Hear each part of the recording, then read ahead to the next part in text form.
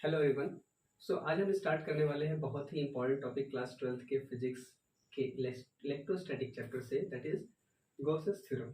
ठीक है।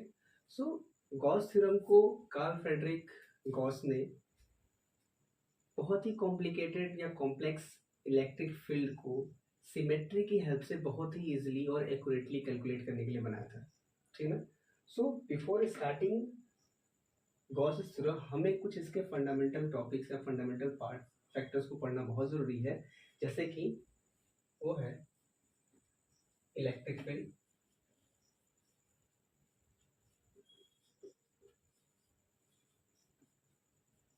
देन इसके बाद से हम थोड़ा सा जानेंगे एरिया वेक्टर के बारे में कि एरिया वेक्टर क्या होता है। इसको हम डी ए या फिर डी एस से डिनोट करते हैं। देन हम जानेंगे इलेक्ट्रिक फ्लक्स के बारे में।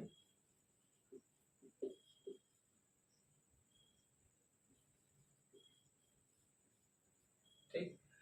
और तब ये तीन चीज़ें समझने के बाद से हम जाएंगे किसके पास, गॉसेस थ्योरम को स्टडी करने एंड देन इसके एप्लीकेशंस की स्टडी करने। ठीक है। So these are the steps. पहले हमें इलेक्ट्रिक फील्ड फॉलो कंप्लीट करना है, then area vector, then electric flux and then Gauss theorem पे आएंगे। ठीक। सबसे पहला टॉपिक है हमारा इलेक्ट्रिक फील्ड। ठीक। इलेक्ट्रिक फील्ड को हम कैपिटल ई से डिनोट करते हैं और ये वेक्टर क्वांटिटी होती है। ठीक है। सो इलेक्ट्रिक फील्ड क्या है? इलेक्ट्रिक फील्ड को हम डिफाइन करते हैं that it is the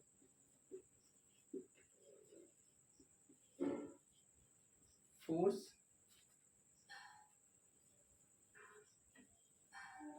per unit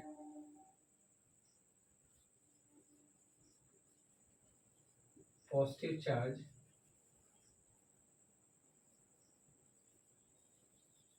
exerted on test charge. ठीक। यानी कि test charge which is placed in a field.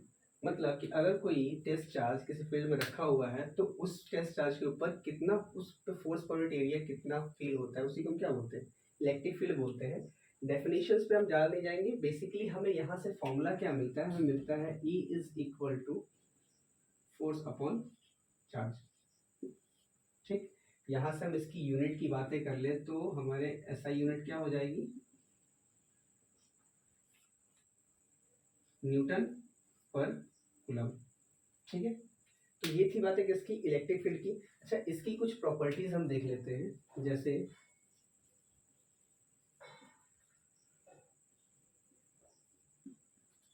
Properties में नंबर 1 आती है यूनिट, जो कि हमने क्लियर कर ही लिया है। उसके बाद से आते कहते हैं कि ये कैसी क्वांटिटी है, वेक्टर क्वांटिटी है।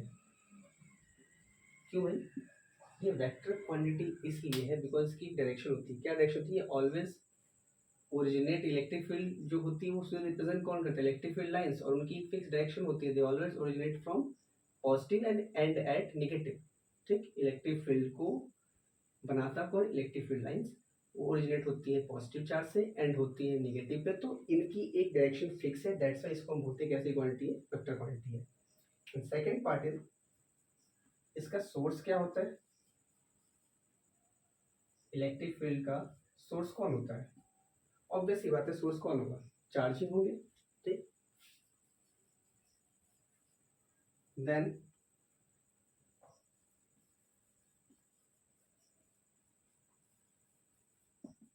कहते हैं कि ये सुपरपोजिशन प्रिंसिपल फॉलो करता है। ठीक है। Electric field superposition principle follow करता है। इसका मतलब क्या है कि अगर किसी पॉइंट पे आपको इलेक्ट्रिक फील्ड निकालनी है तो उस पॉइंट पे नेट या टोटल इलेक्ट्रिक फील्ड बाकी जितने पॉइंट के इलेक्ट्रिक फील्ड्स होंगे उनका वेक्टर सम होता है। ठीक है। So superposition is total field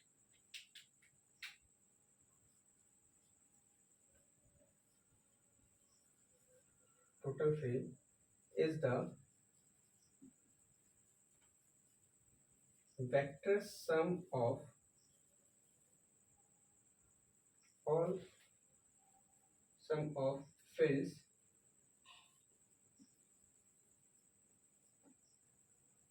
from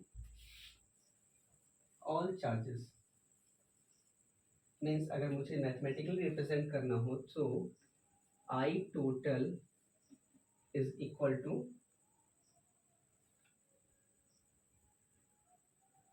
sorry E total is equal to E1 plus E2। अगर n नंबर ऑफ चार्जेस हैं तो En। ठीक। सो इलेक्ट्रिक फील्ड एक वेक्टर क्वांटिटी है। क्या होता है? Force per unit charge. एक सेकेंड, इसके सोर्सेज क्या होते हैं? चार्ज से ही निकलती है, तो सोर्सेज जो होंगे वो चार्ज ही होंगे। ठीक, यानी पॉजिटिव चार्ज, और पॉजिटिव चार्ज में भी कौन सा? Positive charge. ठीक।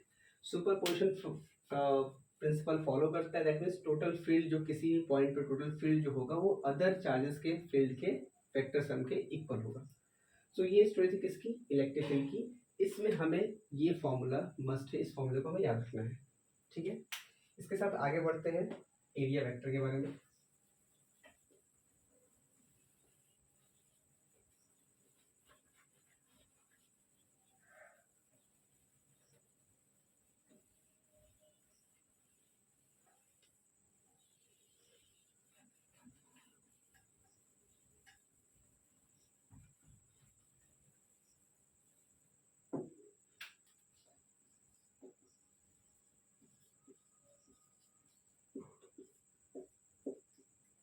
देखिए, ऐसे तो हम अब तक जो भी फिजिक्स पढ़ते आ रहे हैं या मैथमेटिक्स में फिजिक्स में जब भी एरिया पढ़ते आ रहे हैं तो हमने यही जाना है कि एरिया जो होती है वो एक स्केलर क्वांटिटी होती है।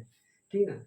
लेकिन जब बात आती है इनफाइनाइट सिमली स्मॉलर साइज की ऑफ एरिया की, मतलब बहुत ही छोटा, जिसको हम एलिमेंटल पार्ट ऑफ एरिया कह सकते हैं, उस केस में हम अपने कैलकुलेशन को इजी करने के लिए, कन्वीनियंट करने के लिए हम क्या करते हैं? उस छोटे से इनफिनिट सिंबली साइज के एरिया को या एलिमेंटल साइज के एरिया को का एक डायरेक्शन कंसिडर कर लेते हैं, और इसीलिए हम कहते हैं कि वो एरिया एरिया वेक्टर है। ठीक है।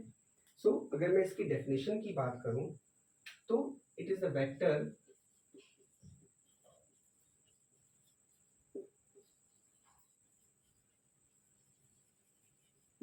representing the magnitude of elemental part of a given area,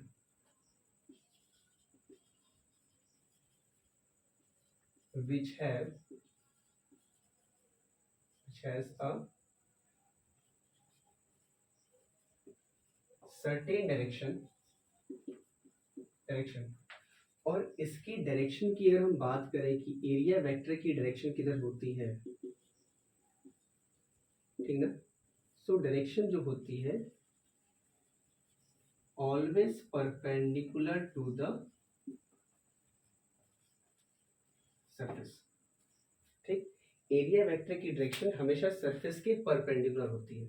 ठीक, अब यहाँ पे ध्यान समझिएगा कि हम बात कर रहे हैं किसी भी गिवन एरिया के बहुत ही छोटे एलिमेंटल पार्ट, मतलब बहुत ही छोटे, यानी डीए और डीएस की बात कर रहे हैं हम। डीए डीएस मतलब बहुत ही छोटे पार्ट की बातें कर रहे हैं।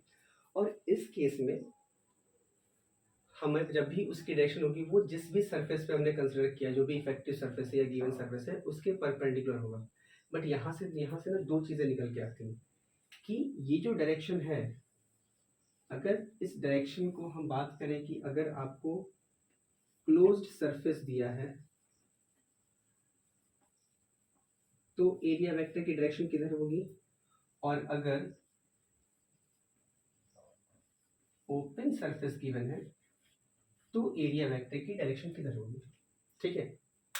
क्लोज सरफेस का एक एग्जांपल के तौर पर मैं एक चीज लेता हूं जो मैंने ला के रखा हूं। इसको देखिए, ये एक सिलेंड्रिकल शेप का है, इधर से भी क्लोज है, इधर से भी क्लोज है। ठीक है। इस सिलेंड्रिकल शेप में आपके पास तीन सरफेसेस है। ठीक, कौन कौन से? एक ये फ्लैट सरफेस, एक ये फ्लैट सरफेस, और एक ये कर्व सरफेस।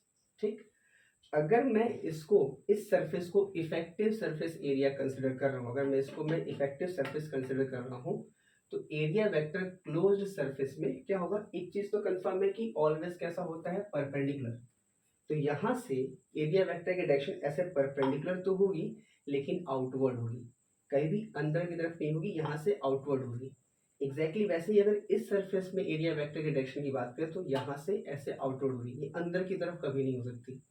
ठीक है, एग्जैक्टली वैसे यहाँ से भी अगर देखें तो सरफेस एरिया वेक्टर की डायरेक्शन क्या होगी, perpendicular to the surface, outward.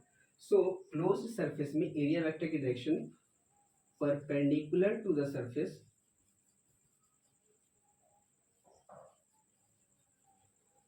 Outward होगी, एंड ये ऑलवेज होगा, इसमें कोई भी एक्सेप्शन नहीं है।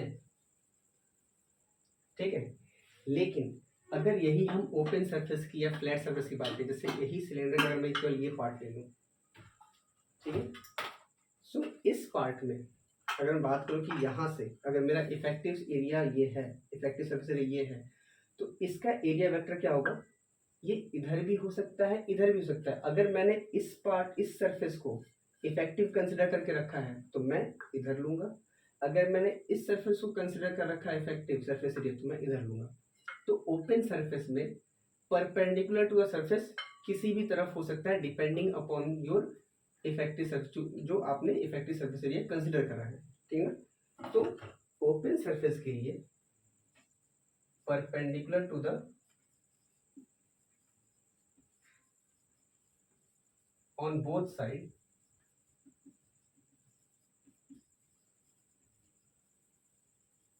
depending upon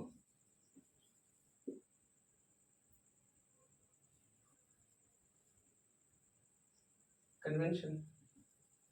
ठीक, जो भी आपका कन्वेंशन है उस पर डिपेंड करता है। ठीक है, इसके अगर मैग्नीट्यूड की बात करें तो वही मैग्नीट्यूड होता है जो नॉर्मल एरिया का होता है, मैग्नीट्यूड में कोई चेंज नहीं आता है, बस सिर्फ और सिर्फ इसके डायरेक्शन में चेंज आता है। ठीक है, क्लोज सरफेस के लिए जो भी होगा हमेशा क्या होगा, परपेंडिकुलर, तो दोनों केसेस में होगा, लेकिन ये आउटवर्ड होगा। ध्यान रहे ये कैसा होगा, हमेशा आउटवर्ड होगा। जब हम एप्लीकेशंस करेंगे ना इसके गॉसेस थ्योरम की, तो ये हमें यही कॉन्सेप्ट याद रहेगा। सिलेंडर के केस में जैसे हमने सिलेंडर देखा, दो फ्लैट सरफेस एक कर्व सरफेस, तो कर्व सरफेस के लिए क्या होगा, एरिया वेक्टर की डायरेक्शन देखेंगे, उसको उसके डायरेक्शन और इलेक्ट्रिक फील्ड की डायरेक्शन के साथ कंपेरिजन करेंगे, बीच का एंगल देखेंगे थीटा कितना है कितना नहीं है, हम आते हैं इलेक्ट्रिक फ्लक्स पे समझेंगे उसको। ठीक है, तो ये रही बात किसकी, इलेक्ट्रिक सॉरी एरिया वेक्टर की, जो कि हमें ध्यान रखना है। ठीक है ना, इस पूरे टॉपिक में ये डेफिनेशन इंपॉर्टेंट नहीं है, इंपॉर्टेंट ये है। ठीक है, चलिए इसके बाद से हम देखते हैं क्या, इलेक्ट्रिक फ्लक्स।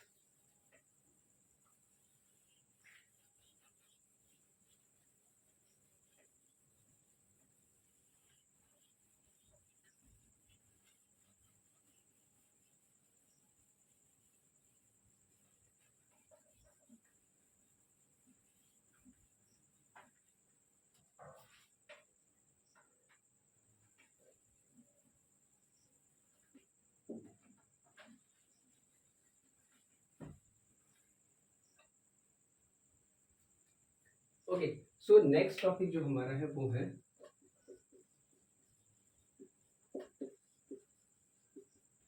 इलेक्ट्रिक फ्लक्स, जिसको हम डिनोट करते हैं फाई से।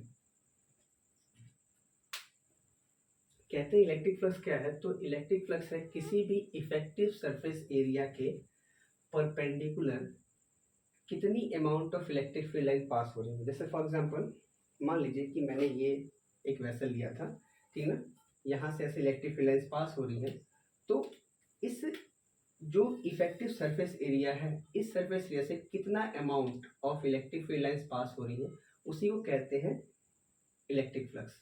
ठीक है, अगर number of electric field lines बहुत ज़्यादा है तो इलेक्ट्रिक फ्लक्स की वैल्यू बहुत ज़्यादा होगी, और कम है तो कम होगी।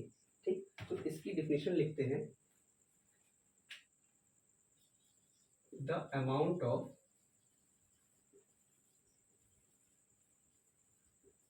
Electric field lines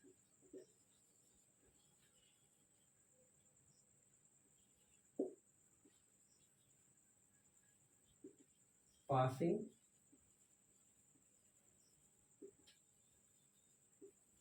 perpendicularly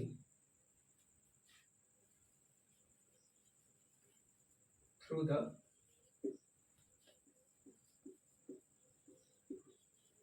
effective surface area, ठीक है। जो भी इफेक्टिव सर्फेस एरिया मतलब जिस सर्फेस एरिया को आप कंसिडर कर रहे हो, जिस सर्फेस को कंसिडर, जैसे हमने सिलेंडर में देखा 3 फ्लैट सर्फेसेस थे, तो 2 फ्लैट और एक कर्व सर्फेस था, तो जिससे पास हो रही, जिसको आप कंसिडर कर रहे हो उसके बारे में बातें हो रही है कि वहां पे इलेक्ट्रिक कितने amount of electric field lines pass कर रही है, उसी को उसका इलेक्ट्रिक फ्लक्स कहेंगे, ठीक है। अच्छा, एक और चीज यहाँ पे मैंने लिखा है, यहाँ पे amount of electric field lines, यहाँ हम नंबर ऑफ डिफिनेशंस में number of electric field lines भी लिखा होता है, but number of electric field lines कहना थोड़ा सा कंफ्यूजिंग है, बिकॉज इलेक्ट्रिक फील्ड लाइंस का नंबर हमेशा कैसा होगा, अगर नंबर बोलते हो तो वहां पे ये मेंशन करना पड़ेगा कि वो हमेशा क्या होगा, इंटीजर में होगा, होल नंबर में होगा, क्योंकि कभी भी half electric field line travel नहीं करती, कभी क्वार्टर नहीं ट्रेवल करती, कभी 1.5 यानी फ्रैक्शन में इलेक्ट्रिक फील्ड लाइन कवर नहीं करती। So that's why to avoid the confusion मैंने यहाँ पे amount of electric field lines लिखा है, ठीक है। तो जैसा हमने समझा कि इलेक्ट्रिक फ्लक्स क्या है, तो total amount of electric field line जो भी हमें गिवन सरफेस एरिया या पर्टिकुलर सरफेस एरिया गिवन है, इफेक्टिव सरफेस एरिया गिवन है, वहां से कितने amount of electric field lines निकल रही है, उसी को हम क्या बोलते हैं, इलेक्ट्रिक फ्लक्स बोलते हैं। मैथमेटिकली इसको रिप्रेजेंट करते हैं, phi is equal to E into A, ठीक है। लेकिन ऐसा तो नहीं हो सकता ना कि हमेशा एक किसी पर्टिकुलर डायरेक्शन में ही इलेक्ट्रिक फील्ड ट्रेवल करेगा। जैसे फॉर एग्जांपल मान लेते हैं कि एक सरफेस एरिया हमें गिवन है ऐसे, इसको थोड़ा गौर से समझिएगा, ठीक। यहाँ पे इलेक्ट्रिक फील्ड लाइंस ऐसे पास कर रही है,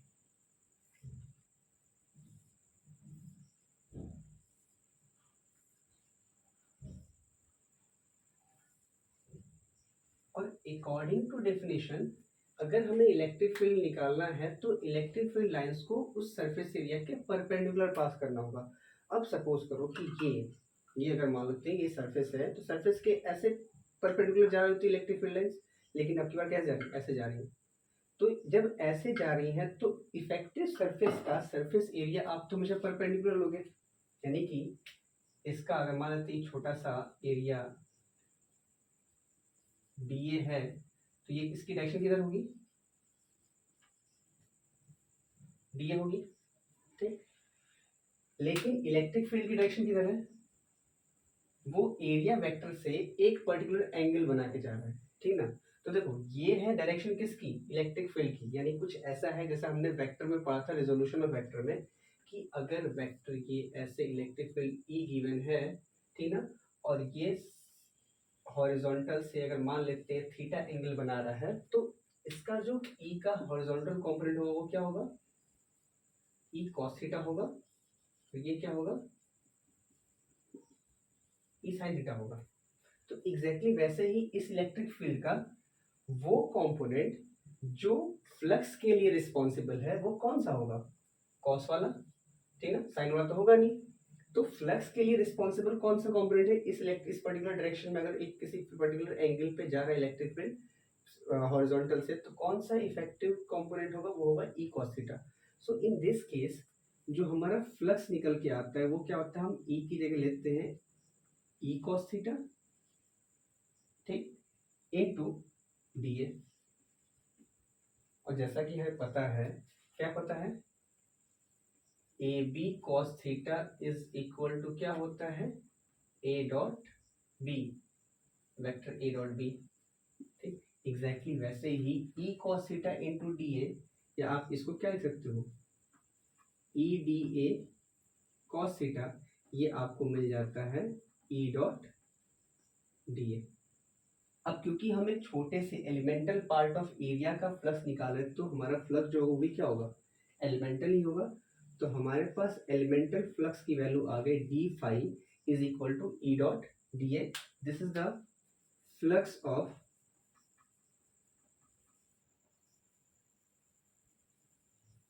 एलिमेंटल एरिया या फिर आप कह सकते हो इनफाइनाइटसिमली स्मॉल एरिया, ठीक है।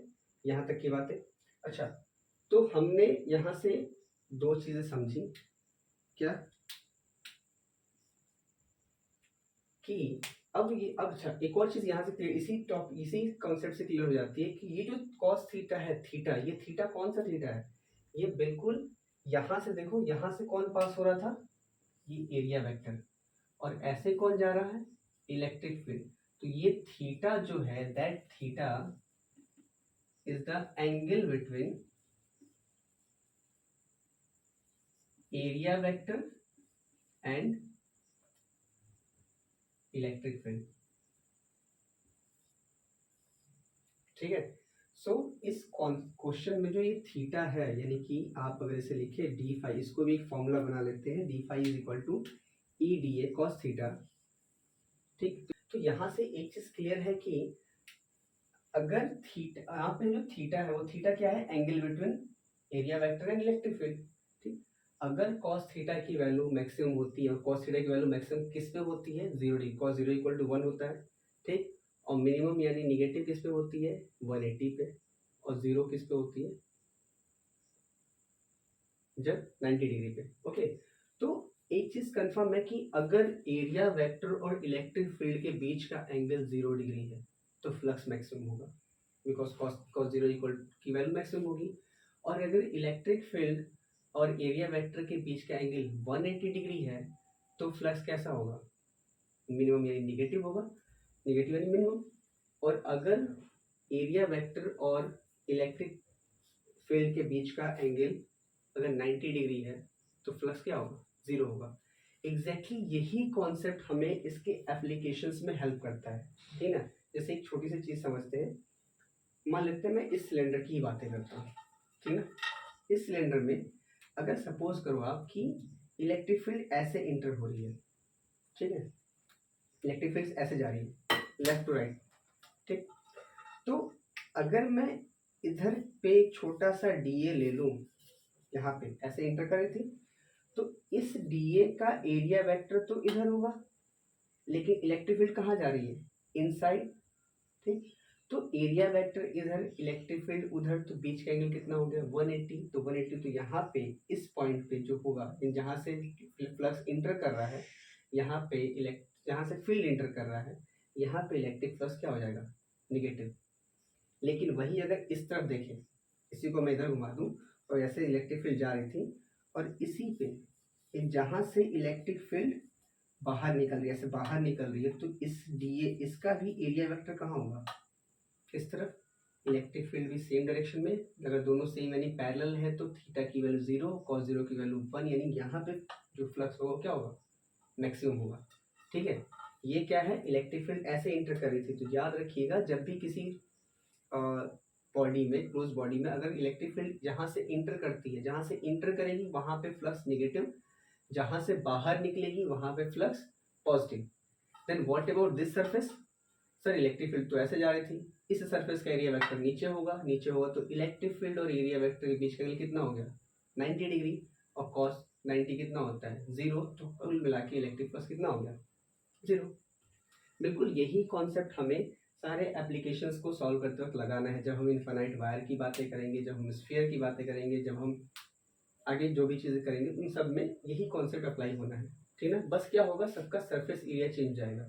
ठीक है ना, ये जो डीए है, डीए को हम जब इंटीग्रेट करेंगे तो पूरा सरफेस एरिया मिलेगा, तो उसकी वैल्यू चाहिए, अलग अलग शेप का सरफेस एरिया का फॉर्मूला अलग होगा, बस चेंजेस वहीं पे आएंगे, बाकी सारा कॉन्सेप्ट बिल्कुल फ्लक्स वाला ही लगेगा।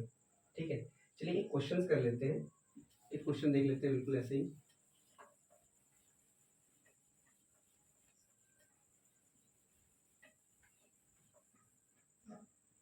अगर सपोज करो कि आपको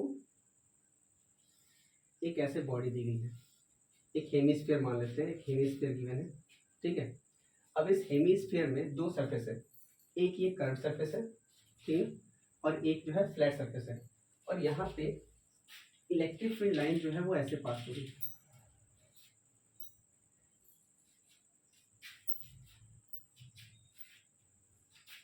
ठीक, अगर मैं यहाँ से जो फ्लक्स, ये छोटा सा डीए है, इसको मैं मान लूँ क्या, इसको भी डीए, इसकी डायरेक्शन इस तरफ ही होगी, इधर ही होगी, और इलेक्ट्रिक फील्ड की डायरेक्शन भी इधर ही है, और वही मैं इस हेमिस्फीयर के इस फ्लैट सरफेस की बात करूं तो ये फ्लैट सरफेस का एरिया वेक्टर, अगर मैं थोड़ा सा ये डीए कंसिडर कर लेता हूं तो इसका एरिया वेक्टर इधर होगा। क्यों? एरिया वेक्टर हमेशा सरफेस के परपेंडिकुलर आउटवर्ड होता है। ये क्लोज बॉडी है तो हमेशा क्या होगा? आउटवर्ड होगा। अब जरा देखिए, इस पॉइंट पे अगर इलेक्ट्रिक फील्ड और एरिया वेक्टर के बीच का एंगल मैं आपसे पूछूं, दोनों पैरेलल है, तो यहाँ आपको क्या होगा? 0 डिग्री। सो फाई अगर कर्व का निकालो क्या हो जाएगा? E D A cos 0 degree. Cos 0 की वैल्यू कितनी होती है? 1। तो यहाँ पे phi of curve surface is equal to हो जाएगा E D A. Clear? But यहाँ की बातें करो तो यहाँ पे इलेक्ट्रिक फील्ड की डायरेक्शन ये फिर वही एंटर कर रही है, एरिया वेक्टर इधर है, तो यहाँ पे थीटा की वैल्यू हो जा रही है कितनी? 180 degree. So phi of flat equal to हो जाएगा E D A cos 180 degree, और कॉस 180 की वैल्यू होती है -1। सो ये हो जाएगा माइनस ई डी ए।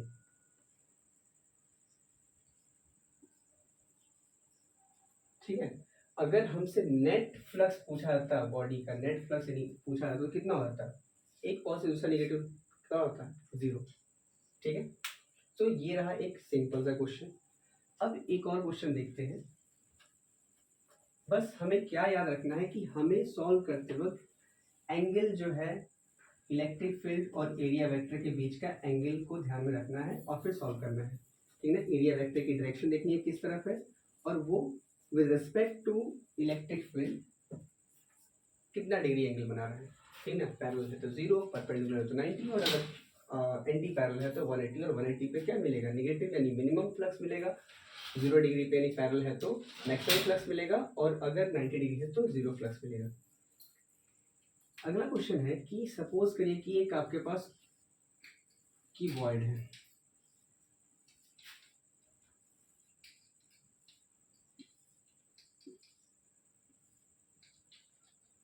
और क्यूबॉइड के एक कॉर्नर पे यहाँ पे एक चार्ज क्यू रखा हुआ है। ठीक है? क्वेश्चन ये है कि इसके जो भी फ्लैट सरफेसेस हैं उन फ्लैट सरफेसेस से इलेक्ट्रिक फ्लक्स कितना होगा। ठीक ना? क्यूबॉइड है, क्यूबॉइड के कॉर्नर पे रखा हुआ है क्या? इलेक्ट्रिक चार्ज एक। तो अब सिंपल सी बात है, इलेक्ट्रिक चार्ज क्या करेगा? इलेक्ट्रिक फील्ड लाइंस प्रोड्यूस करेगा। यहाँ पॉजिटिव चार्ज होगा, इसको हम पॉजिटिव चार्ज प्लस क्यू मान लेते हैं। ठीक? इलेक्ट्रिक फील्ड लाइंस निकलेंगी और क्या होगा? इलेक्ट्रिक फील्ड क्रिएट करेगा। तो इसकी वजह से जो इलेक्ट्रिक फील्ड होगा, उस इलेक्ट्रिक फील्ड की वजह से हमें बताना है कि इलेक्ट्रिक फ्लक्स कितना होगा। ठीक है? तो फॉर एग्जांपल एक हम क्यूबॉइड ऐसे कंसीडर कर लेते हैं ऐसे, और मान लेते हैं कि यहाँ पे इस कॉर्नर पे इसका इलेक्ट्रिक चार्ज है। ठीक है? यहाँ अब इस इलेक्ट्रिक चार्ज से जो इलेक्ट्रिक फील्ड लाइंस जाएंगी इधर फ्लैट के, यानी जो सरफेस है उसके पैरेलल जाएंगी, इधर भी ऐसे ही जाएंगी, इधर भी ऐसे पैरेलल ही जाएंगी। ठीक? तो जब पैरेलल जाएंगी, लेकिन इस सरफेस का एरिया वेक्टर कहाँ होगा? इधर इलेक्ट्रिक फील्ड लाइन जा रही है सरफेस के पैरेलल, लेकिन एरिया वेक्टर क्या है? सरफेस के परपेंडिकुलर। तो इस पॉइंट पे भी थीटा की वैल्यू कितनी हो जाएगी? 90 डिग्री। एग्जैक्टली वैसे ही यहाँ पे भी थीटा की वैल्यू कितनी होगी? ये इसकी वजह से इलेक्ट्रिक फील्ड इस फ्लैट के सरफेस के पैरेलल जा रही है, लेकिन एरिया वेक्टर इसका क्या होगा? Perpendicular. Again angle between electric field and area vector कितना हो गया? 90 डिग्री। इस पॉइंट पे हर जगह पे क्या होगा? एरिया वेक्टर और इलेक्ट्रिक फील्ड के बीच का एंगल क्या होगा? 90 डिग्री। सो जो नेट फ्लक्स होगा,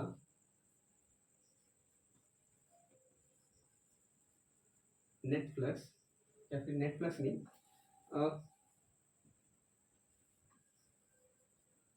flux of any flat surface कितना हो जाएगा? 0। क्यों? बिकॉज थीटा की वैल्यू एट एवरी प्लेस क्या है? 90 डिग्री है। ठीक है? सो ये था बेसिक कॉन्सेप्ट गॉस थ्योरम को पढ़ने से पहले का। इसके बाद हम अगले टॉपिक में कवर करेंगे गॉस थ्योरम क्या था, जो रिलेशन इस्टेब्लिश किया गया था फ्लक्स और इलेक्ट्रिक फील्ड के बीच में, ठीक ना, वो क्या रिलेशन है और वो उसको हम कैसे उससे उसके एप्लीकेशंस को सॉल्व करते हैं। एग्जैक्टली यही सेम फंडे जो हमने अभी सीखे यही वहाँ भी अप्लाई होंगे, जिसको हम आगे फर्दर कंटिन्यू करेंगे। Okay, thank you.